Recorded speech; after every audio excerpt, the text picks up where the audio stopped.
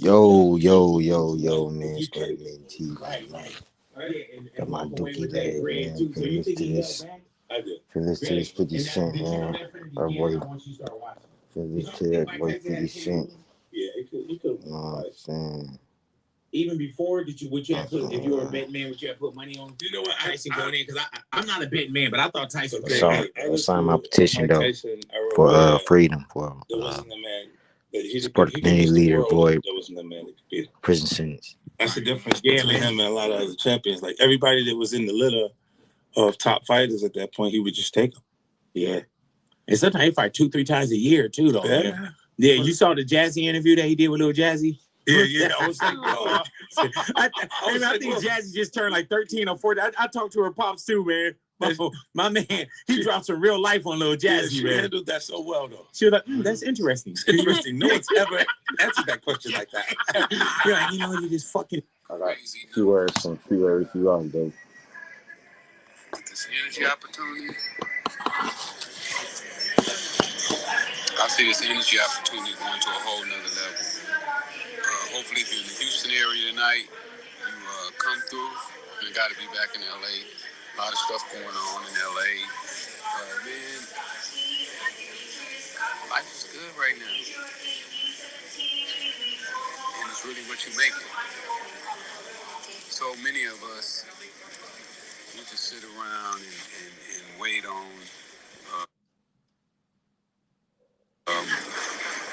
things to come to us.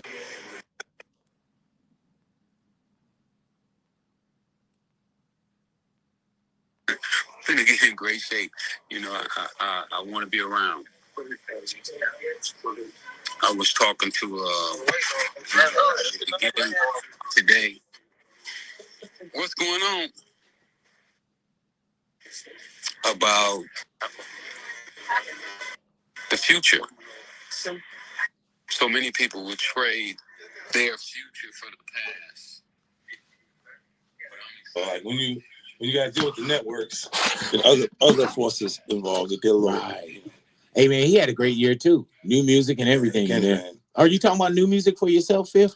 I got a few things. I got a piece coming out with Snoop and them on Snoop's new album. Yeah, man. Hey, man, that album is amazing. Dope. Hey, dude. Yeah. And that's when you get the dynamic duo back together, too. Like Snoop is already amazing. Yeah. Dre is already amazing. But when you put that and, yeah, that and is this a whole different world. Snoop's like talent, bro. Like I'm a fan. I'm not even like I'm that first. This is why you see him on PIMP immediately. Right. I got here and different things that I'm listening to him and Dre before I get a track from him. You know what I'm saying? So it was like it's an honor to kind of work with him.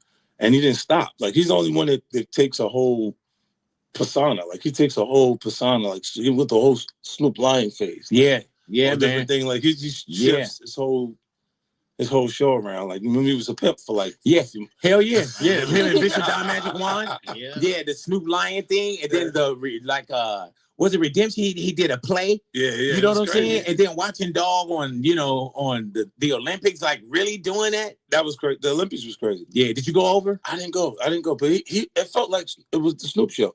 Yeah.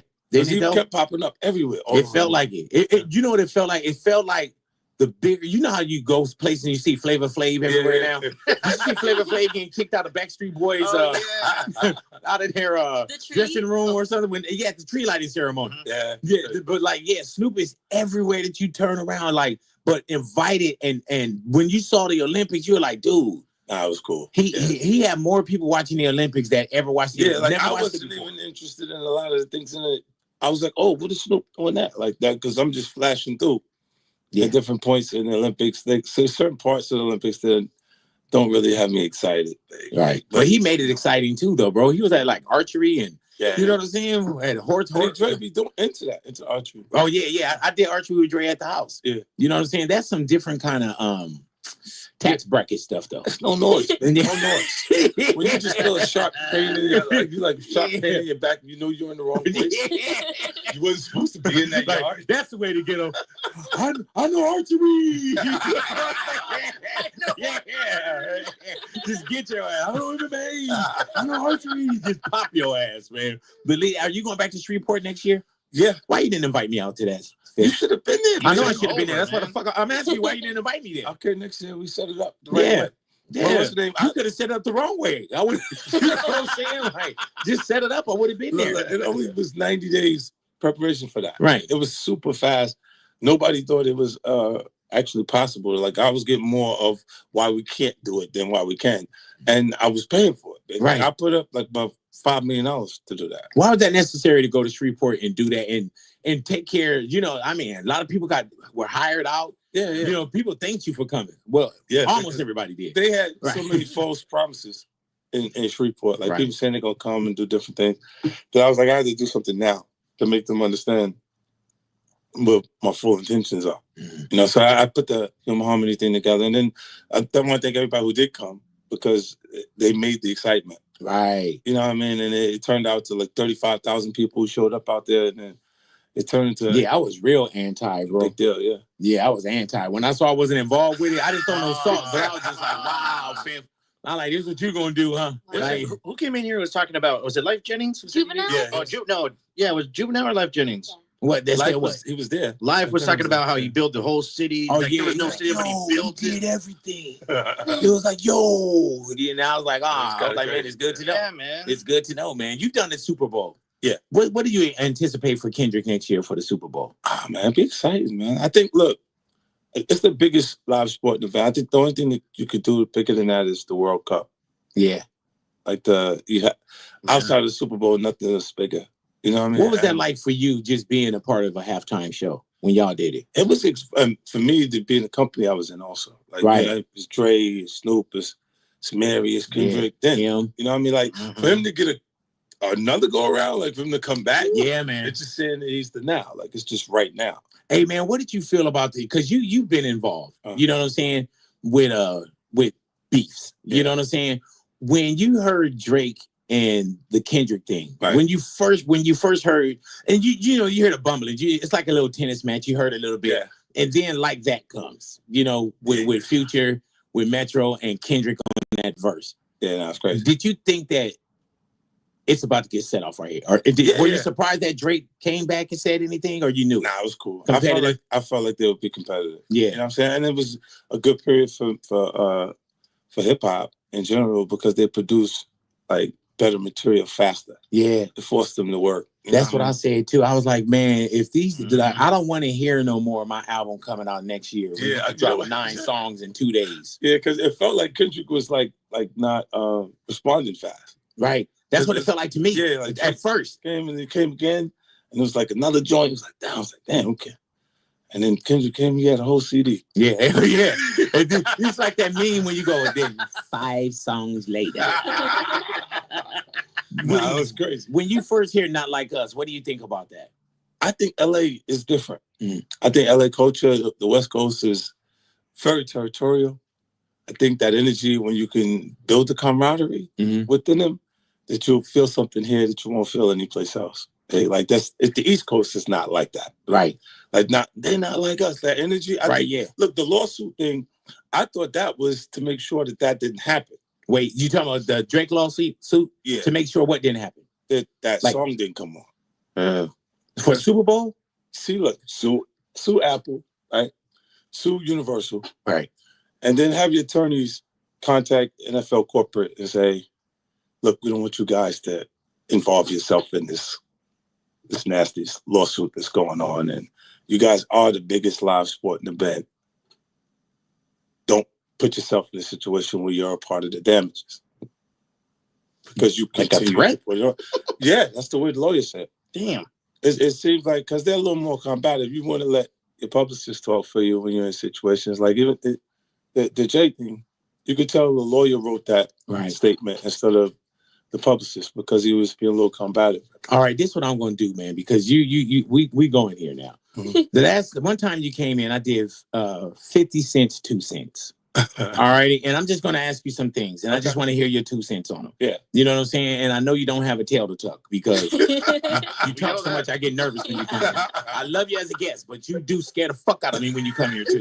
Like, it was that Basquiat shit. Did you catch me on that when you said, yeah, he looked like the gay homie? I didn't know what you were talking about. If you look at the clip, I'm like, okay, what are we talking about here? Yeah. And then I look. All righty. So this is 50 cents, 2 cents.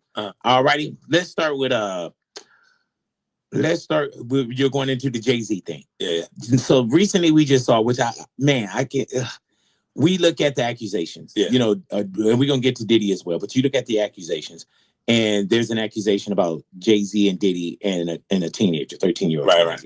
And we were speaking about just the statement. Right. The statement, you were saying you felt like that was calculated. That was, the statement is something you can tell it was written by a lawyer. Because there's a point where it kind of gets aggressive. He says, you're gonna find out, like how I'll handle this. Like, and that's an attorney want to be combative with another attorney. That's not like a publicist would say this. Right. Yeah. When you see things like this, Fifth, and there's times when, like, I saw this. Oh yeah. Yeah. And this is on your put that up. Yeah, this is on. Yeah, it says, I don't know what's going on, but are we still going to have the Super Bowl? I'm just asking for a friend. Yeah, I'm asking for Kendrick. You know, I'm just trying to figure out if we're still doing everything the way. Because they will fall back. The NFL, they won't necessarily be associated to that. Right. Why do you not insert yourself, but you're on top of every topic, right? Yeah. I'm just watching. I'm participating. Being part of the culture. I'm just taking my opinion. Right. Look, because you're part of the culture. Like I can't say anything now. I'm out of it. I'm like I'm going to Dre's studio and just sit with Dre. Right. And then maybe I stay out of trouble. No. But you told us before. You said sometimes you'll say things because you're being bullied. Yeah. We say bully and all petty, the time. Like when that happens. As soon as that happens, you know what happens in my timeline, babe? Oh, yeah, you think it's funny. You're next, buddy. Right. Like, I'd be like, shoot. So you feel bullied. Yes, I'm right. Pushed around here. Yeah. Do you see any of the comments where people like, when that dropped, this is the first place I came? Yeah. Yeah. I know that was coming there, big. Like, I put up an ad. Right. That's the least thing that people like when you got professional pictures that don't have flaws in them. They don't want to see that. They want to see your actual lifestyle. Right, so I'll put a professional picture like this. Leave me alone, people, because I know you're looking for what I'm gonna say. And then I put the next picture up and say, 50 Cent Action TV. Right. Don't come to my page looking for trouble. Right. Marketing genius. Yeah. So 50's 2 cents. What do you feel about just that whole thing, man? Look. As much as people feel like I haven't had issues with Puffy. I don't like him like that. Like I don't like things that he would do, right, and make me uncomfortable. So we're speaking on Diddy. We're speaking on Puff. Yeah. Okay. But I don't have that thing where we ain't had no thing. I wasn't sending nothing at him, big. If it was on the street side like that, we would be actively doing things to each other, right? And we wasn't doing it, right? So it gets to with Jay. Definitely not that. That's definitely not. It's just being competitive. Mm-hmm. You know what I mean? So I don't. I look at it. I go, whoa. So I always go into what would I do in a situation like this? Like when that type of thing happens, and I'm going, I don't know. I hope things are all right for him internally. Speaking on? I mean, at the crib. Because in the statement, they mentioned this. Oh, you're talking Jay? His daughter would, being old enough to, because she about 13. Right. So it's the same age as his kids when you're saying he did. And something to it. Do you ever feel like, man, like there's just so much gotcha that goes on? Yeah, I mean, look, right now we live in a climate that it's not even what you did; it's what they said you did. Right. Right. So it's like the damage is already done by the allegation itself. So if that, when they say extortion, that means if they've made an amount big, if they talk settlement or sent settlement notices that had an amount in it, it feels like extortion. Right. Because you know the damage it does if it does come out publicly. If there's no amount mentioned, then that's just a tactic. But you will meet people in court and you will do lawsuits yourself, which I love. Yeah, no, yeah, you be like, man. I get into it. Yeah. I spend $1 million a year. I keep legal counsel year round. So I'm going to sue you as often as you think you would sue me. Right. Like that, because they look and they said, once you got the package, you become a target for the attorneys. You know who's going to benefit the most from Puffy's situation right now? The lawyers. They're going to look for $7,000 and $5,000 per hour. Damn. 4 lawyers, 5 lawyers at a time, just to come back for bail hearings and stuff like that. So we spent a lot of money. Do you think Puff is cooked? I'm not sure if he's cooked. I'm not sure how bad that it is because you know what? When we think of all of those different allegations that pile up, he's cooked. Right. But I don't know how much of that turns into actually like what he's up against. Right. The court of public opinion is one thing. Yeah. And then they also say, once we get in, then, Yeah. I mean, that public opinion, he's washed. He's washed up. They washed him like that. But when you think about, it had a lot to do with him coming out and saying, I've been sitting here watching you people assault my character, this and that, and then the tape comes out. Boom. So, if the government released the tape, then it would say that they kind of poisoned the pool of people. And that could be a defense. Do you believe in conspiracies like that too? Or could conspiracy? I don't know if it's a conspiracy, Big. I mean, like when someone leaks something, it goes to TMZ. Like the regular person, their channels with TMZ. When you see something come on and it comes on CNN, that's a little different. That could have came from the government themselves, And it's interesting because he had different problems with people on different levels, like the Diageo, and when he's saying that they're racist because they was doing something different with his brand. Like these people, this is a $3 billion company. These people have lobbyists in DC. If they want to turn it on, they can turn it on. And then they benefited probably the most from those parties. Are you ever concerned with that? What? With you being as big as you are? That's something. Well, I'm not suing them. Right. I'm not going after them. You're like, no, big. But you're attached to a lot of brands, a lot of big brands, right? Yeah, well, those are mine. Yeah. I own those companies. So you take a note. That's a difference. Like we just saw Conor McGregor get dropped from his whiskey company. Yeah, but I thought it was his. Was going I thought Ciroc was Diddy's. Yeah, same here. Well, he was getting paid a lot of money, baby. Like that. A lot of money. Yeah, what is this on the table right here? Brett. I can't get dropped from here. Right here. Hey, Fifth, do you drink? I did look. Right. I taste things. Right. I don't get taste drunk. Success. Right. That's like, when you go run for president and they said, I smoked, but I didn't inhale. Right. You're like, I taste it. Yeah. Man, back to 50's 2 Cent. The entire Kendrick and Drake beef. We were talking about that. And like I said, you've been in beefs for like decades. Yeah. You know what I'm saying? What do you feel about that entire beef? I thought it was good, man. Right. Like, look, I've engaged and always involved myself in those situations, and I think it always made bigger excitement in our culture. Like that type of thing would make a person buy the record twice. Right. It would make so you know how to use it. Yeah. Right. Like that. Even that me and Kanye, like we'd have issues, but we were standing there like we was in a fight pose.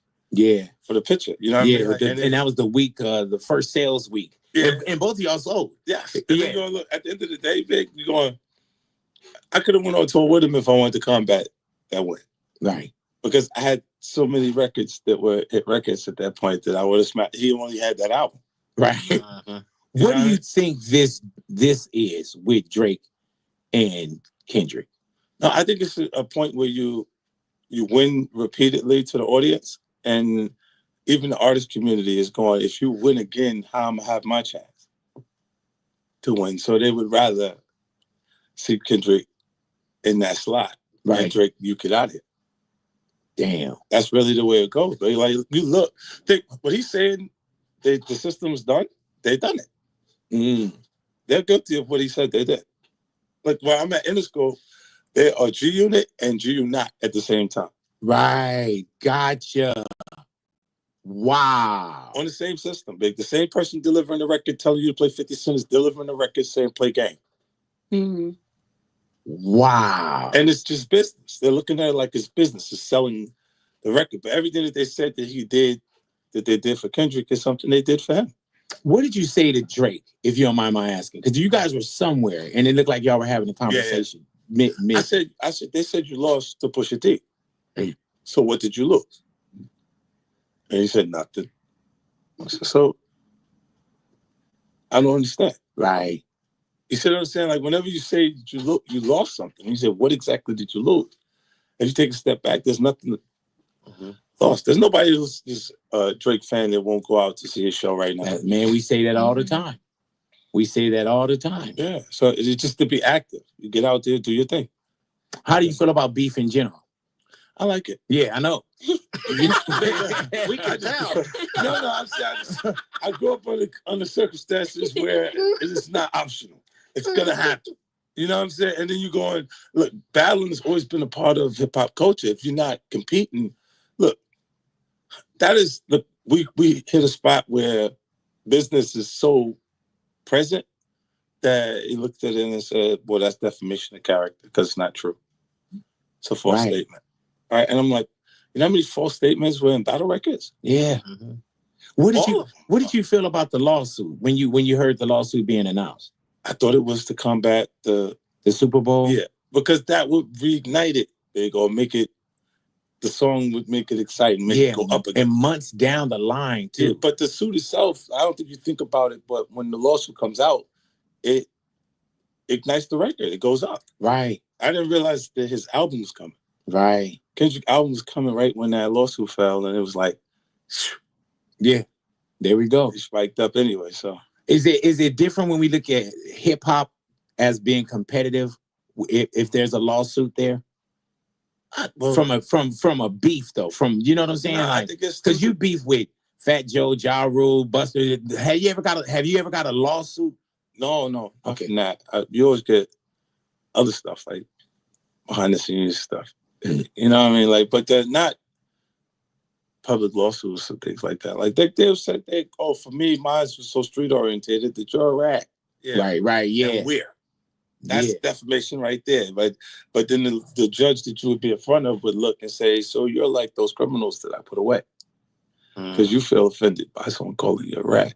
The traditional person, they're not in that lifestyle. Rat means yes. Right. 911. Their defense, you hit them over there, you hit them. Come get this nigga. Come get him. He hit me, yeah.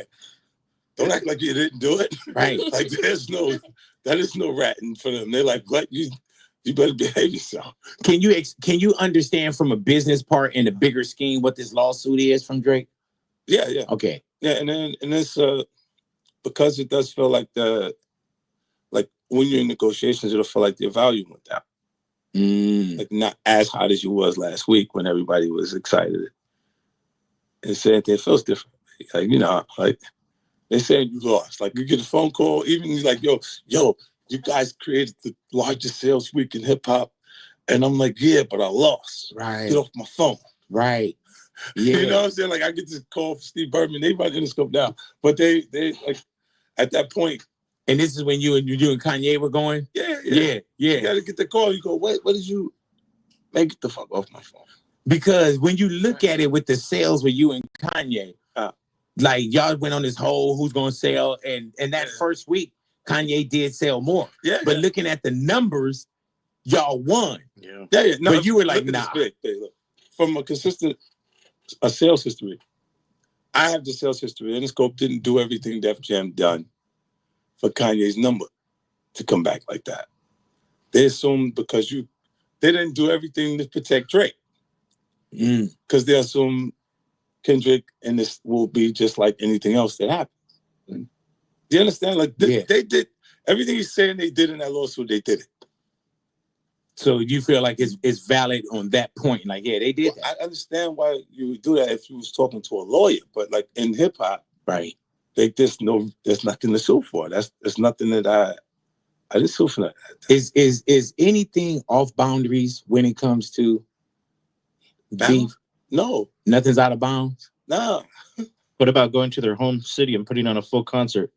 Like Twice. Kendrick's going to Toronto for 2 nights. and it's probably gonna be lit.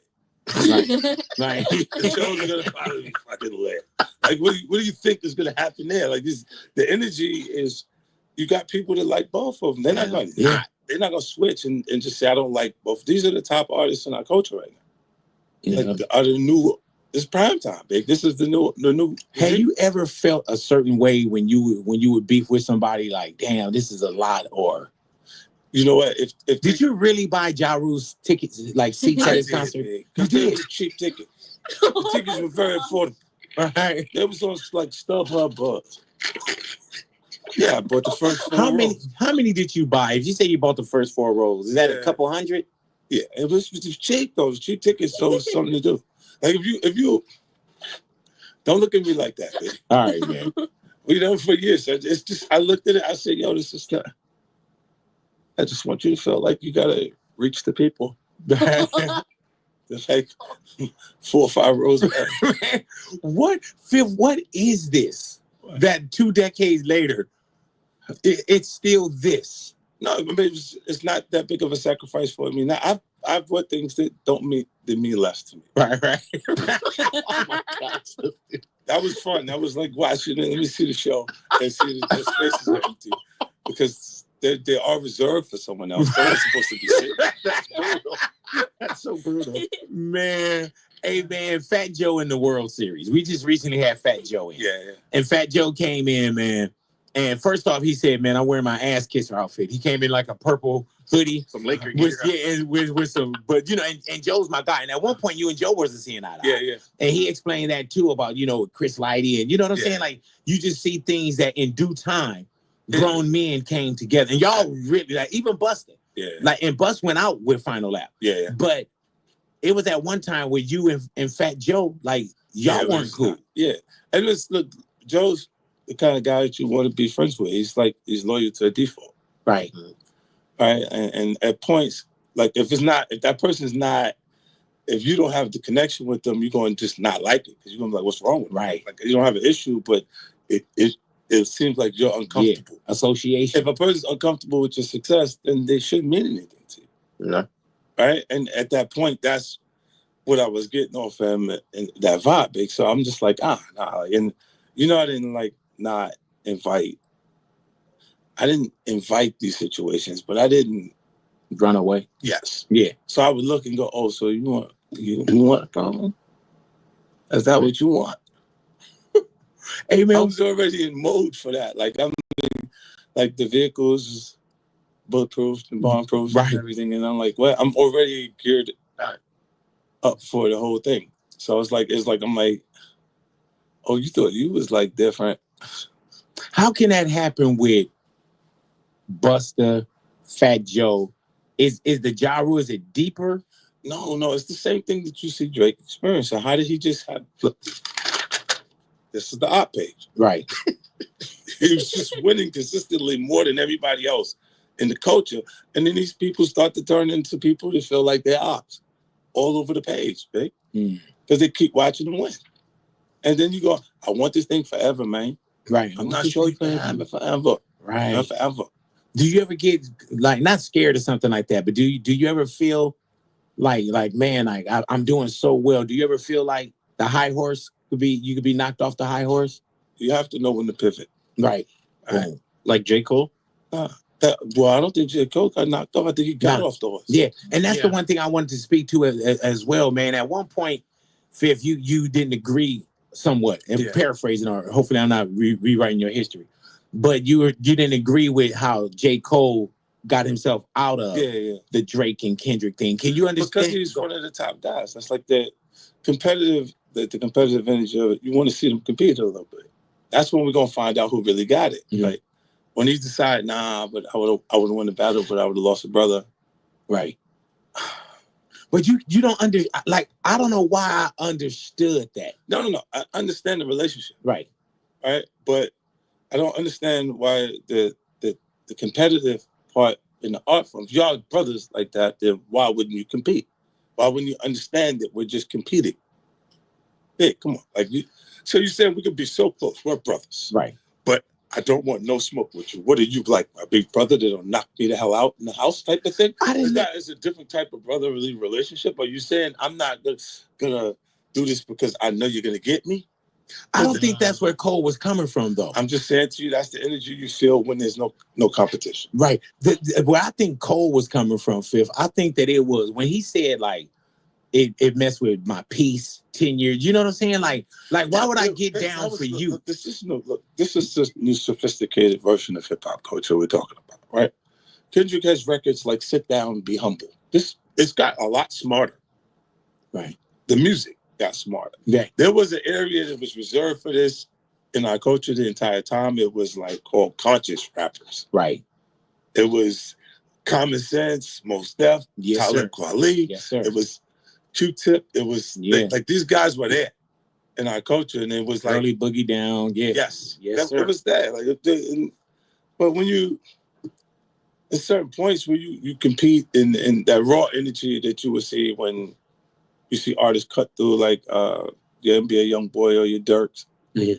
It's just so street oriented that they don't know. Like Chief Keef. Like I fell in love with Chief Keef when he first came because I was like, yo, you don't know. Like they in his grandmother's living room. Yeah. That's that shit I don't like. Yeah. Nothing else but Chicago. Like that energy is just in them. And I went to work with him right away because of that. You know what I mean? Because I'm like, yo, and somebody got to be able to say something to him so he can know how big it could be. Right. But even with that, man, like and not that I'm debating you on the whole Cole thing. Yeah. But I understood when he said, look, if you think that Drake is damaged in any way at the present moment, right? Has Cole received the same damage for not competing? No. You say no. I don't think so. And you say, so who do you think is a J. Cole fan that is not showing up because he didn't compete? No one's going to show up. I just thought. I mean, they'll all show up. The fans will show up. I thought we would hear things special from him that made him have additional energy towards it because look, first of all, when you get challenges, if your opponent is a good opponent, then you get better. When we put the best fighters in there, we don't want to watch this guy fight a cab driver. Right. Like you fight an Uber driver, bro. I don't want to see that. We want to see fight somebody that could actually fight you, like the top guy. And there's that's the same competitive energy that we see in the culture. So on the competitive side, you think that Cole should have stayed in it? Yes. Damn, that's crazy, Phil, because I totally disagree with you. I'm glad you disagree, and we can be friends. Right. Yeah, but take it first. But take my disagreement as like cool, though. You know what I'm saying? I don't want you to leave from here. Look, I'm just saying to you my personal perception of it. Right. I would have liked to see him engaged. Yeah, you would have liked to see it. You know what I'm saying? Yeah, because and I think that's why Cole as well. And I haven't had a conversation with Cole, but when somebody say my mental, it disturbed my peace, I can understand, like, man. And then plus what it became. Your mental and your peace is not a part of hip hop, coach. Yes, it is, Fifth. Okay. I'm just saying things are getting a little more sophisticated. Right. All right, man. We're going to have to agree to disagree then, no, bro. I'm just saying to you, look, and then come back what and the fuck is out? What does out mean? It hurts me. Right. It hurts me to feel like this at the moment, because I'm like, how do you not? And look, I. But how do I entertain you and sacrifice me? I would have won the battle. He said he would have won. Right. Okay. Yeah. See, Quest had a problem with that too. Yeah, I think you said it too. Like, why would you even say I would have won the battle? That's just not in him, though. As a J. Cole fan, like, I was like, yep, that's the Cole I know. And he stepped down because he's not that guy. And lyrically, I think he could have fucked with it, though. No, I'm not saying. Look, they would have had a time. That's why I was looking forward to it. But I don't know, like, what happened. Like, I was like, yo, like. So even now that you've seen all the other records, you've seen Not Like Us, what it did, you know what I'm saying? Because this was early on. Yeah. So you still stand by why did he get... I still think he would have delivered something that would have been interesting, and then we would be kind of arguing which one was a better, piece. So I'm like, how do you just stop? Like, it got real personal with the Drake and Kendrick. I get it, but I didn't know that was that close too. That who was? The J. Cole and Kendrick was that close. Right. Because they I'm like, so what you think was gonna happen? Like there was to not be I don't see them being confrontational or is spilling over into something that's bad. That's what made me more interested in what the music was going to sound like between. Do you artists, think that Kendrick could have did a Not Like Us about Cole? Like, do you think it would have got that crazy if we would have been playing this tennis match? Yeah, I think bars would have been in it. Yeah, even if it could have still been Not Like Us. It just would have been bars. Right. Is hitting Cole at the same time. You know what's wild about you, man, is that lyrically you can get in it, but your beef's not just on, wax. Your beef aren't just on record. Yeah. Like, you know how to take yours to social media. You buying tickets. You know what I'm saying? Like yours is just different. No, but look at how complex what they was doing in the battle was. It was like the minivan from this video was in the thing, and this. It was mad intricate pieces going on big that I hadn't seen that before. Right. So I'm looking, going, man. So they really thinking about this. Let me see what I'm following stuff online. So yeah, man, occupied a lot longer. Yeah, entertained by it a lot more. And I think we did like 9 or 10 songs. Yeah. In a 2-month span. That's when I was like, man, I don't want to hear no more of this. My album is coming next year, or take you long to do an album. Like, no, you see what happens? The album does take to next year. When that happens, the material comes that fast. Yeah. Like, and then it was loaded again. Like, Drake was loaded, ready to go again. You think so, or you know so? Yes, I know that they had new material ready to go again. There's no way you stop when you're taking and you're losing. Hey. Right. No, I gotta fix it. Is there any battle that you felt like you've lost or wasn't as victorious? Nah. Yeah. I've had the artists have things, moments, like they did something, I was like, oh, that was good. Right. What are some of those? Yeah. So what did you see that you was like, oh yeah, that was a good one right there? In between time, like what's the name? The Jadakiss, he had put out some things. On you? Yeah, while we was back. And look, he could really rap. Like certain part look big. Even if the format didn't put it in a song, to make it feel like it's a problem. Right. What you said landed. Like I heard him was like, oh, yeah. Was it Checkmate? A song called Checkmate? Not that one. He had a few pieces. He's bringing up shit. Huh? They kept look. You got certain guys that they really know how to rap. Like, they really know how to do things. They may not be the best song writers, like just create the song structure for it and everything else, and pick the right production and everything else to make it just go. But they'll say things and you go, "Oh, all right." Mace was like that too. Like Mace would be able to say stuff at points, and you look and you like, you just want to snatch it. Hey man, do you ever have times when you're like, and does any of that bother you? What the? Like when somebody say something or you're in a beef, do you lose sleep? Nah. Big, look, you said this, look, you got ball players out there that are extremely talented, right? They're so talented that they don't have to work at it. Mm-hmm. Like they're just that good. Right. Same thing with the writers. You got the guy that's just that good that he says and you go, oh, okay, you was trying to really like go for my head, huh?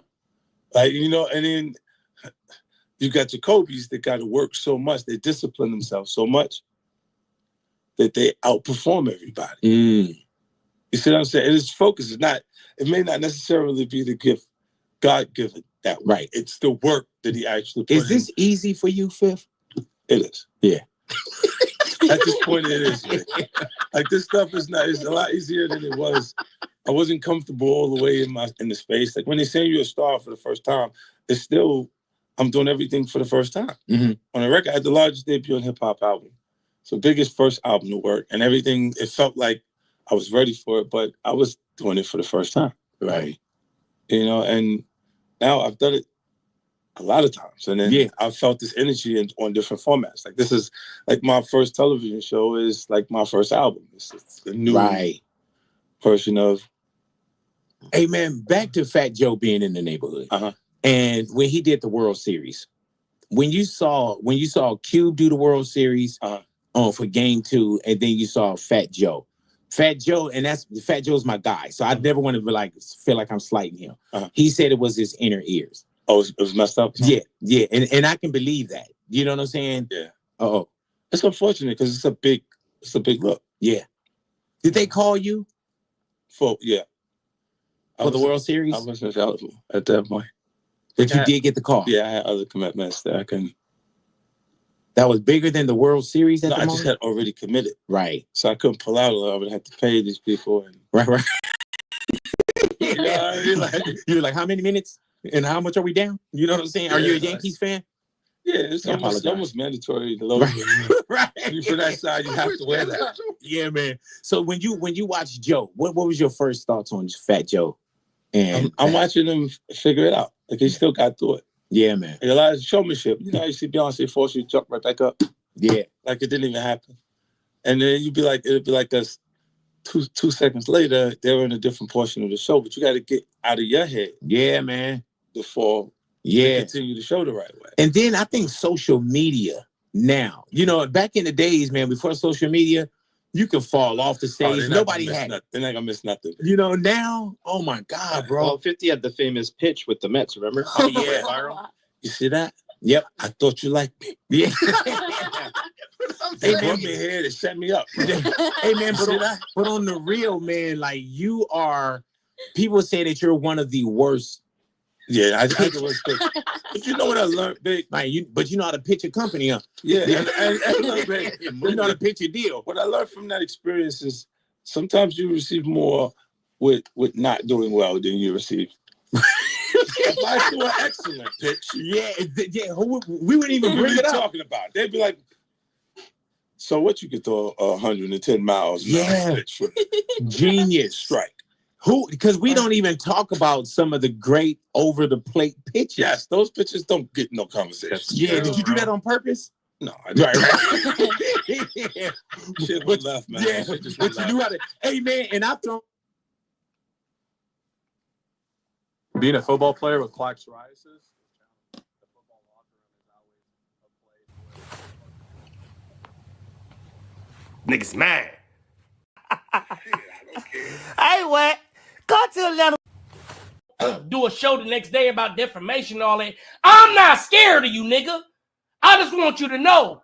Stop playing with me, because I don't care, nigga. And get your little homie under control. You hear what I'm saying? Because all the queerdos and weirdos and all of that, stop playing, bro. I seen your little scrape. Your hand game is stop it. Spider joke. Come on now. Now I got another thing that I need to address, right? Yeah, it's cool. I was selling crack on the private.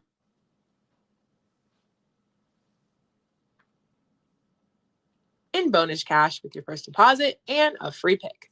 I'm Treasure Wilson, aka Stat Baby, along with your hosts Mace and Cam. Killer, what's good, man? What up, man? How you doing? I'm doing good, man. That's what's up. I was listening. I've been talking. We had Snoop on yesterday. I was talking to 50 the other day. How did you feel about making your first album? How was it when you did it? I don't even remember. I do.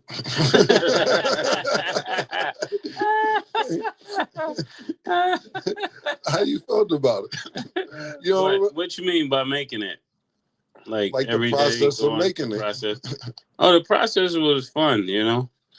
I didn't like it. Thing. Right, exactly. They got the person, because you got the person in the witness. That's all you need. And the motherfucker, if he's telling you he tried to kill me, then what else you need to convict you as being guilty? So I don't. He tried to kill me and all, and I was. He would have been guilty. How was he found not guilty of trying to kill? I ain't never seen a person that get found not guilty. Hold on. That's never happened. Your sound is kind of cutting in and out. Okay, you hear me? Yeah. No, you're on mute now. You just muted yourself. Okay. This is Knight's right-hand guy, and he's straight up snitching to law enforcement. Phil Carson, I'm a retired FBI agent, and I'm here today to talk about the Tupac Shakur murder and the investigation that followed. Let me speak a little bit about Reggie Wright Jr. Reggie's made it very clear in a lot of interviews that he went from never working for the FBI, working for L.J. Conley, who was my was an FBI foreman. He was an FBI foreman. So I'm not saying anything right now regarding Reggie Wright Jr. that he hasn't already said a million times over on a documentary or on a podcast or any type of interview. Yes, Reggie was working with the FBI. Yes, Reggie was working with the FBI. Yes, Reggie was working with the FBI.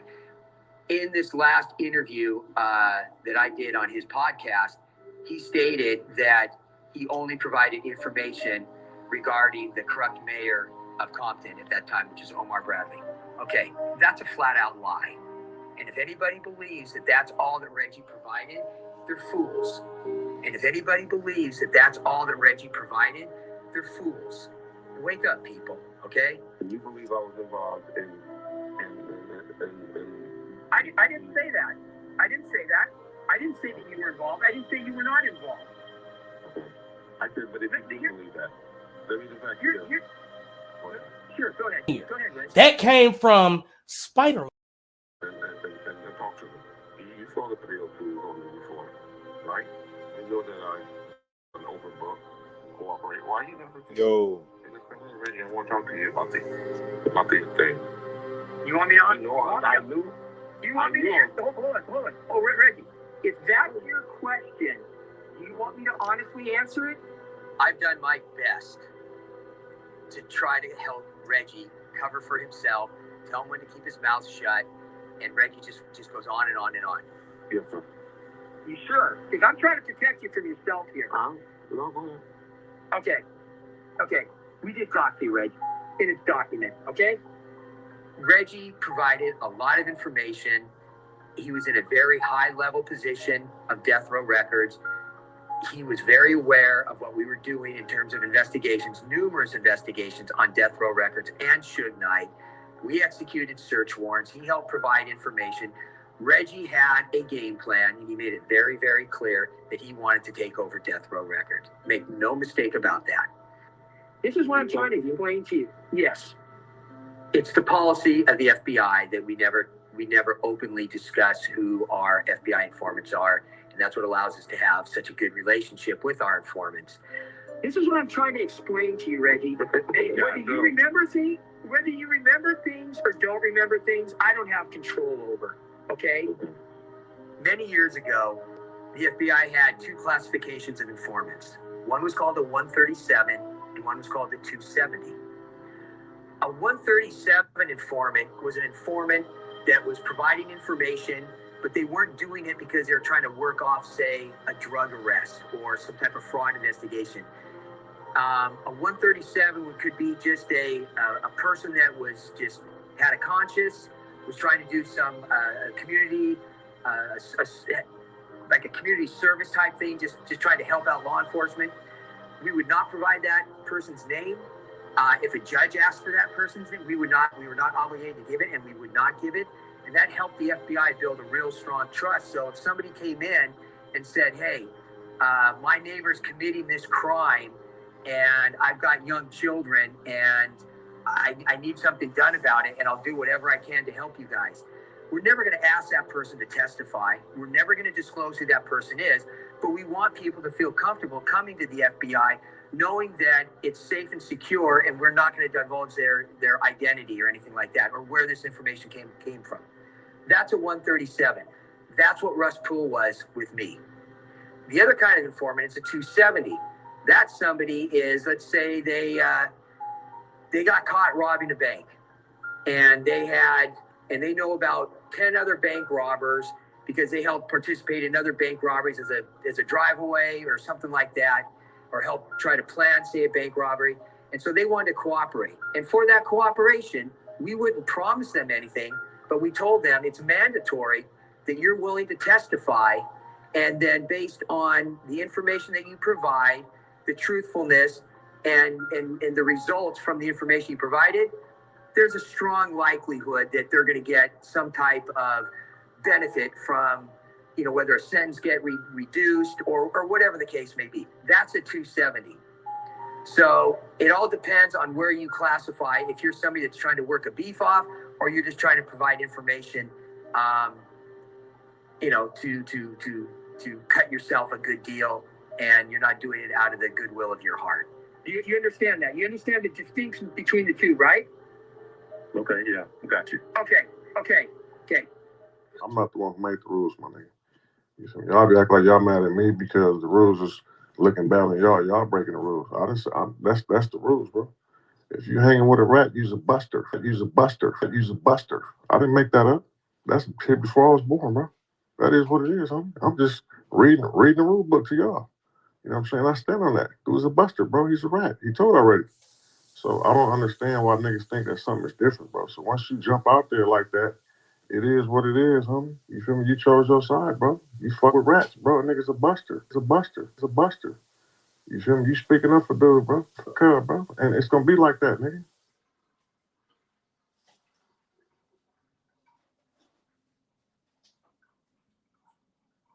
What's going on, everybody? Make sure you like and subscribe to the channel, the Your Welcome Network. Now stay tuned for part 2 of my interview with 50 Cent on Come and Talk to Flea. 50 Cent presents In the Club. 6 exclusive Las Vegas shows at PA's Live at Planet Hollywood Resort and Casino from Friday, December 27th through January 4th. Get tickets now at Ticketmaster.com. Of course, you're doing. This is like it's a free channel. We got all action films. Like I like the genre, the action stuff. So. Gotcha. That's crazy. I was just, you got me catch a flashback about the motherfucking artist. Is this still a stories with you? Them niggas still saying, Cam home, listen, that shit don't stop. I hear new stories every week. Every week is new stories, nigga. It's crazy because when you bring up the Omari thing, where my character died in Power was where Courtney wanted to kill Omari. She had been wrote the theme "Ghost Must Die," and she was because she had got upset because actually the showrunners are not supposed to talk to the actual talent when they're on set and in character. She was giving them a note like while they were filming, right? And he like he went off at her, and she just hated him. She just wanted to get rid of him. Like I was like, no, leave him. Like I went in the spot that she wanted to kill him. Right. Because she was like, well, something big has to happen. I was like, knock me off. Right. I got other shit to do. Yeah. Like, I can go do 50 Cent things that he can't. Yeah, like, I'm not going to be at the table crying, like, upset. That the actors, they get emotional, not because they don't know that they're going to work again, but they're not sure that they're going to like the environment as much as they like being on Power. You know what I'm saying? So usually they get all emotional, everything when they find out their character's gonna die. Right. And I'm like, hey man, look, man, talented, man. You could make it, man. You know what I mean? Like this guy. I dig that. Well, I saw a couple movies and I'm sitting there and I was saying it's so fucked up. It wasn't as consistent as you was, but it's like when you cast it, like no disrespect to nobody, I'm talking about when like Vin Rames, you sitting around, or Omar Gunn Jr., y'all niggas sitting around, like y'all niggas like I would have saved my money and shot my own shit by now, but the black actor has to sit around for 50 Cent or somebody in your lane to come pick them up to actually do them, to put them in something. So solution for that shit, my nigga. As far as G-Unit, where's G-Unit at? Is it just the television? Is it just a record label or anything else? It's G-Unit film and television, and then the record company is still there, but I haven't rebooted everything. Like I was like, hey, we want to say something about it? Nah, we just be touring, it seemed like. Okay, no, that's what I'm saying. Like, we see the music, we see what's going on, but is it plans on working with a new artist? Is it plans on doing anything outside the music or touring or putting music where you at now? Yeah, I'll start. Like, look, I've made relationships with new artists, Cam, that they'll go,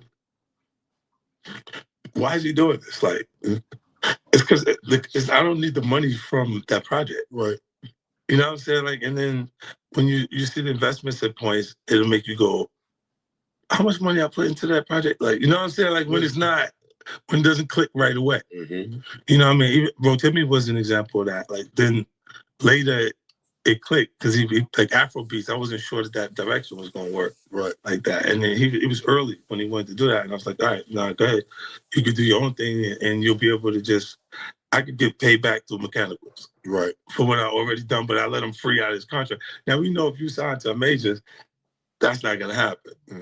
After they put some money into the project, they go on, nah, we got to figure out how to get this money back before you start trying to do something independent. Because they put them in the 360 models. You're a super good nigga. I'm done with artists. I'm done with all that shit. I'm dead ass. Like, you got your good team with you. You want to put because you know why? Yeah, because what happens is that when, you know, y'all guys are established, we've been around for a while. When you get a brand new artist, all of a sudden they problems triple. Yeah. Y'all put their problems become your problems. I'm too old for nigga problems to become my problems. All of a sudden they're ready to do. Niggas start losing their cribs. All of a sudden auntie funeral can't get paid for. And if you don't do it, I'm done with artists, bro. But I respect that. That's why I was asking, is it more than just TV? What's a business venture that you may have missed out on that people don't know that you'd be like, damn, I could have got that? I could have did it a cannabis company out here in Vegas. It was big. It's a big company. And then I passed on it because I was investing in spirits. Right. You can't do both at the same time. Like, so I was like, nah. I just chose to do that. Because I had so much success with the spirits. Like, I was in F and Vodka was at like 43,000 cases. I took it to 216,000 cases in 16 months. To the audience that doesn't know, what's that equivalent to in money-wise? 43,000 cases, 216,000 cases. What's that equivalent? It was like, before we parted ways, they gave me 20 million. Right. Right. And there was that company, and it was on the same model that Puff's deal was with Diageo. So like they made that deal to mirror that. Right. So this why I was like, no more puffy juice. And not because we had no specific beef, but we had a competing product at that point. So if my corner is over here, your corner is over there, I got to make my corner feel cooler. Right. And he wasn't producing any new music or anything new that would make him cooler at that point. So it's like I just stay active and keep putting it out there. You know what I mean? And but look, those things, it worked. You know, it worked during the period that it's there, but they did get funny after I owned the companies. Right. So it's cool to work for them. Well, you work for them. But as soon as you start not working for them, shit get a little different. And that's just when, you know, like, don't think that the stuff that you see from Puffy is not, let's say this, these companies are like $3 billion a year. Right? So they got lobbyists. Mm-hmm. The government doesn't even, they don't police the spirits business. The discus board does, but when they do something wrong, the discus board gives them a fine. What does the fine mean to us if we're getting $3 billion a year, Cap? Right. Just pay the fine, get them up out of here, and let's do it again if we have to. Mm-hmm. Right? If it's breaking the business go the right way, that's the way it works. So it's kind of interesting. I think that civil suit turned into a look. They looked at it like maybe it's a criminal situation. Right. A little early, and it could have been the same lobbyists and the same people that use their connections to make that happen for Puff. Is that kind of why you was going hard on him the last couple of years? Is it because of the liquor situation? Because, to be honest, since the situation he's in now, it's kind of like you fell back on him. Was this all over the liquor, or you just said? Well, most of that was motivation. That was competing. Right. For, with brands, and they was ahead of me. Right. Because they had been working on Ciroc and stuff like that. And then integrating it into our coaching with Coco Loso and different things with different people connected to it. So yeah, that's what that was. But when you look at, he would do a lot of foul shit. Like behind the scenes, he would do some foul shit. Like hating on, like doing things with people I'd done business with that he done business with. He would say shit that I was like, he said that to you? Right. I was like, yes, all right. You know what I'm saying? Like, and niggas don't know what they like till they see somebody with it. So they want the girls after you're done with them and shit. Yeah, leftovers. Yeah. You take your leftovers. A lot of niggas have more leftovers. You got a famous mugshot that everybody sees. Yeah. What did you go to jail for? How long were you in jail? That was I had that was a possession charge. Right? And it was a lot of my cases was drug possession. I was trying to get some money. I ain't had nothing. And then this is why even when like the artist was around, he went and said, "Yo, 50, he don't even like them." Like talking about BMF, and because I wouldn't mix in with them. Right. When they first came around, like I didn't connect. Buck was running around with him, and other people connected to him, but I wasn't going nowhere near him. I just came off a tour. I made $38 million, right? Legit money. Mm-hmm.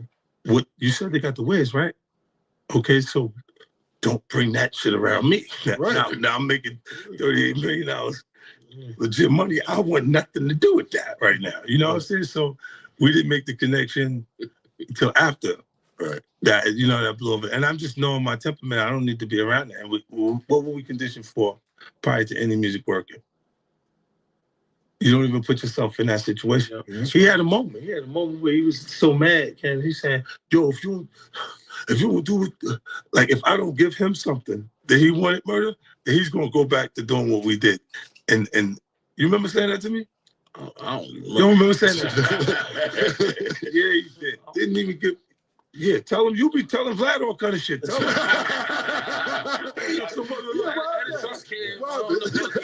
These be the stories of the Jets and Power. Nah, he did some shit. And instead of, I know him, we grew up with him.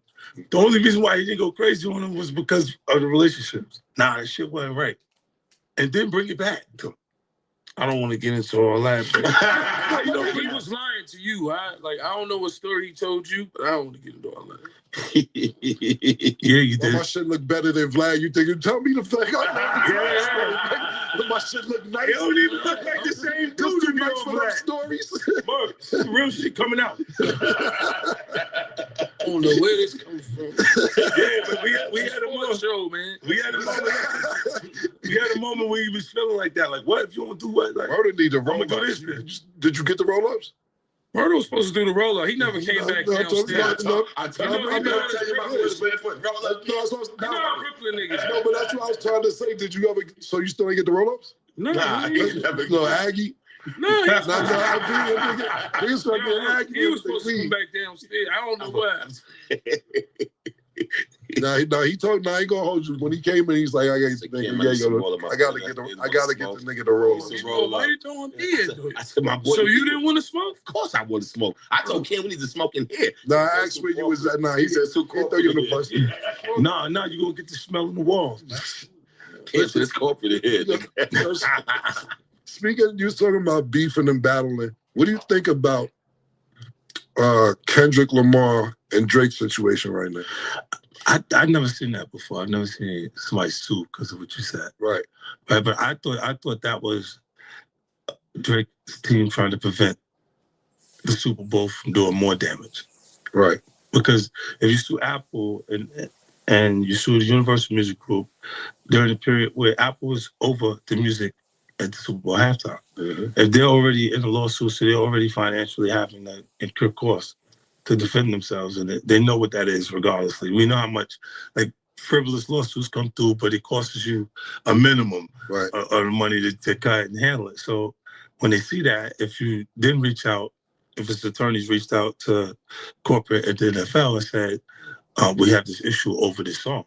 Right. It's already a pending case. We don't want you guys to allow that to air and then you be a part of the damages. Right. Because it is the largest sporting event possible. So I was thinking that was the angle to stop that record specifically from being played during the Super Bowl. Gotcha. But I don't know. I've never seen a rap battle end up in a lawsuit. Yeah, that was this pretty hard for him to handle. Because it's look, we old enough to see Kumo Dia LL and shit like that. You know what I'm saying? So when they get to this point, and Drake's my guy. I fuck with Drake. And I don't know Kendrick, but I've love for Kendrick too. Yeah. It's hard for him to handle this song, to seem like, because it becomes overwhelming. When you beef with the West Coast, one thing about them niggas territorial. And they stick together so yeah. And when I was explaining to somebody about this was that we don't run around being like East Side, like West Side niggas, you know what I'm saying? But like you got don't even say New York. Yeah, listen, you got New Mexico. It's Queens, it's Brooklyn.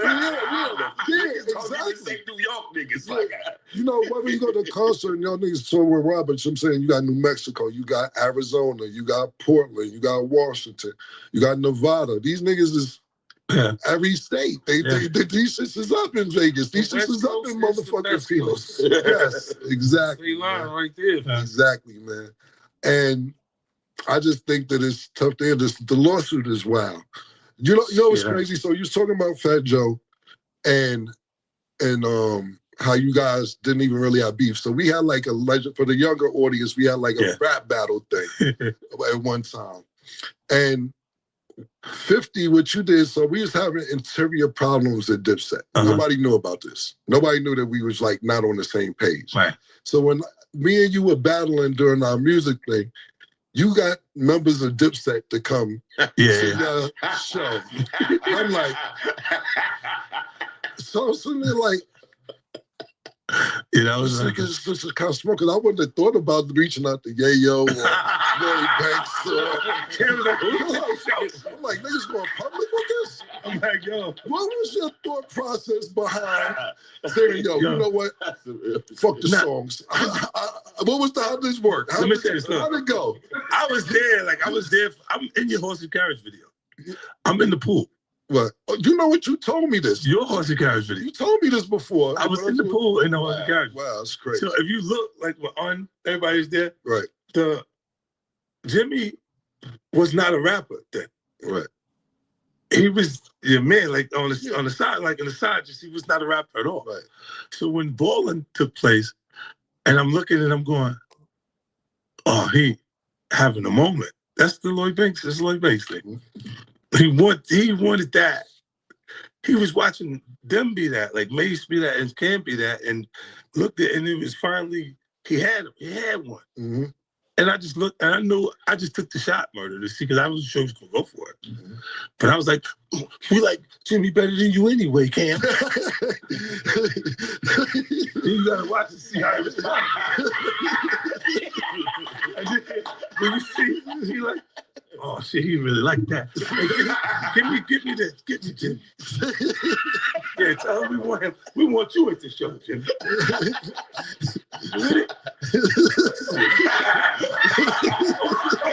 Yeah, but that was one of those things I just threw it out. And see what. And then when he bit to it, because it was like he was having a moment that not sure that was going to ever happen again at that point. And then he's going, for them, they had records that were, look, I always said it's to certain artists, I go, damn, when is he going to have his moment? Like, Fab, I said this to him. Mm-hmm. I said, damn, but you really, I think his, cuffing season was that, but it wasn't a hit like that, because it was talking exactly about what was going on at the moment. But the way he brought La Marina and all of the stuff, it was the hottest joint. What was going on in that summer? Exactly at the time. So I'm like, yo, I jumped on the remix because the director was going without us. Like, so I was like, yeah, nah, I'm right. Today's show is sponsored by Pink Horsepower. What's up, man? I got my nigga Yayo in the building today. Fifth already here. What's good, nigga? What's good, boy? I'm happy y'all here, man. Fifth, what's going on, baby? Oh, man, I'm excited, man. I'm good spirit. Talk to me about this residency that everybody's talking about, because niggas get residencies in Vegas, but more than the residency, people keep talking about the money. Everything is like $15 million. Everywhere we go in this I've never seen a nigga get this much congratulations on residency. Basketball players, executives, bitches. What makes this residency so important? Well, look, for me, it's important to me. I don't have to travel. It's not, when I'm tired, it's usually fatigue from the travel. Right. From place to place. That part. Like, well, this is why we start jet setting. Like, we start being on jets all the time. It makes it a lot easier for me to cover a lot of territory for the period. And then when we said we could close the year out and I could do the residency piece, I was like, I was in talks to do the Sphere, to be in there. And then it's super complicated to build a show for that room. Right. So it was like, this was the better option of the two to do. Gotcha. Where's it at so people know?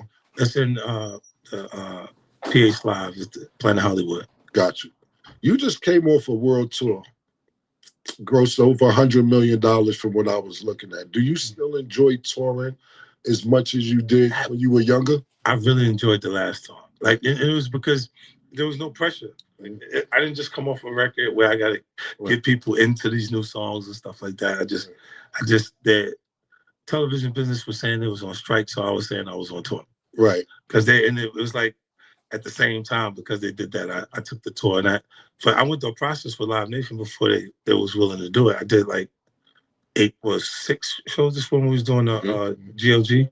Yeah, I think it started with 4 damn near. Yeah, 4. It was 4 joints, and it was like in Germany. Right. And they didn't want to support it because they felt like we was gonna have issues because of COVID.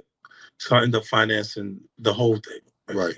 Well, and then I had guys that I worked with previously in those markets be promoters for me, so they did all the logistics and everything for it. Right. But the deal was my deal. Like, it was nobody else involved. Then I came back after we did 4. We went back and did 16 more days. And I'm selling shits out campus. It was like our audience has money. Right. Like the people who were in college partying in 03, they now grown. Right. And success, the habit that they have to have a drink periodically, they got a wine cellar in Success. Right. They got a bar at the crib. They have casually having that drink at home instead of in the club, because their kids are now having the drink in the club. Right. and while I'm out on this run, they was willing to come with their kids. It felt like. Right. It was like, I'll go to that one with you. Right. That other shit, I don't know what they saying. Like the way the news. That's a fact. What about you, Yayo? You've been there from the beginning. You enjoying this shit too? Of course. Yeah. We in the best give me my money hotels, back, yeah. You know how much money I made him? How much you made him? I see you take it. I'm appreciative. You know what I mean? I seen you too. So I want to stick to the touring and go into some things that people don't know about you real quick. But I want to ask you, Yayo, I seen you taking some acting classes, 50 posted. Right. Do you feel when you see Fifth, do you be like, yo, what's up? Can I get a part? What's happening? Does he tell you, I need acting? You know how I feel? I feel like Power wouldn't be what it was if he put all his friends in there. Gotcha. So I know it's not like that. You know what I'm saying? He turned everybody, Michael Rainey, all these guys into big actors. Right. But some of them been to school for years. Right. You know what I mean? So I know it's not just he could just put his friends in there. Right. Of course, I want to be in something. Right. But you know what I mean? you gotta work for it. You know what I'm saying? Nah, that's what's up. And then as for tour, come on, we staying in like Amani Hotel. Right. You know what I'm saying? We staying in 4 Seasons. Right. We staying in the best hotels. The best of the best. Yeah, and he don't gotta put us in those hotels. Right. You know? Nah, that's what's up, man. Because for me, and I didn't have to love like such music-wise, sometimes it'd be like, yo, I don't feel like it. I don't really feel like it. My nigga, I can't do it, my nigga. Exactly. Yeah, but when I see you guys on tour, y'all niggas are genuinely enjoying yourself. You know what I'm saying? Like, talking to Star. So what was your last 7